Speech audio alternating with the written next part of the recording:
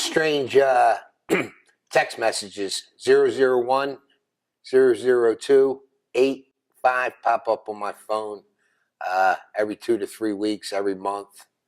And when I called Verizon and asked them about them, they had no record. Why would the government be interested in spying on you? Like my friend Larry was saying, when my son was killed, August 6, 2011, 30 brave Americans in Afghanistan, I started asking questions. Why would you, put 30 of our guys in a Chinook 47D, extortion 17, and 8 Afghans, which they don't have the names of, they're not on the manifest. I started saying, did you just let anybody go with the most elite team in the world?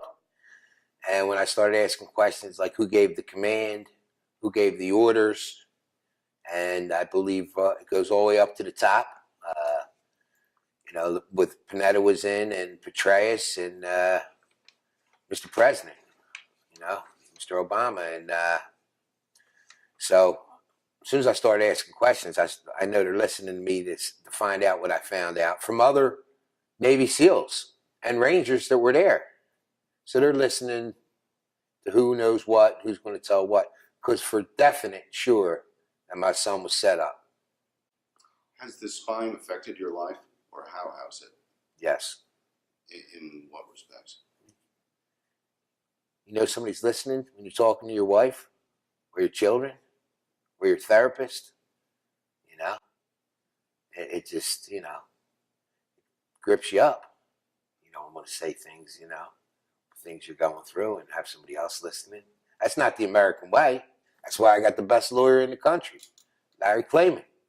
Represent me. Well, you have been through a terrible ordeal. How does it feel to suspect your government is working against you? Disheartening, demoralizing. It's, how could they do that to our military? To go and to stop another 9/11, stop another Boston. And if they're listening, why are they listening to me? Why aren't they listening to the Muslims that are coming over here? Why do you think they are listening to you? Because I'm asking questions.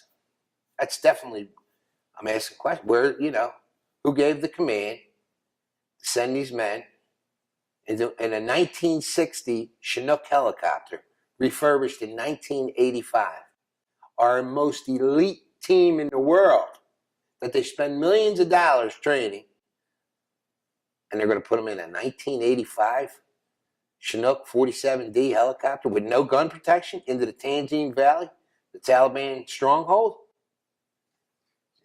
You believe the Taliban were tipped off. How do you believe that happened? I know the Taliban was tipped off. I have it in black and white. I have it in paperwork. Was there something publicly that caused that? Joe Biden and the Ritz-Carlton, May 3rd, talking about the most elite Navy SEAL Team 6 killed bin Laden. Leon Panetta making a movie, SEAL Team 6. All of a sudden there's books, SEAL Team 6. Nobody ever heard of SEAL Team 6. Is that standard procedure that they talk about?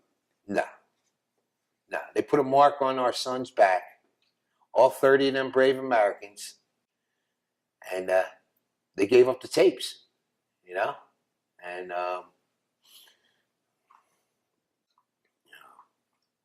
somebody has to be held accountable. They're listening to me. You don't think, and the information they're giving out to the Taliban and the Al Qaeda and the terrorists that are doing things to our people here in our country, and then how many of our men are getting killed and women are getting killed that are trying to protect us. Too many leaks from this administration. What do you think is the most important thing Americans should know about the experience you've had? Wow. The rule, it's, right now I wouldn't tell anybody's son or daughter to go in the military under this administration. No. And that comes from me, and that comes from quite a few retired Navy SEALs that just got out 2 or 3 years ago that are going to come to court for us and help us find out, hold somebody accountable for the biggest loss in the Afghan war. And you know, this is beyond ridiculous. They're listening to my phone.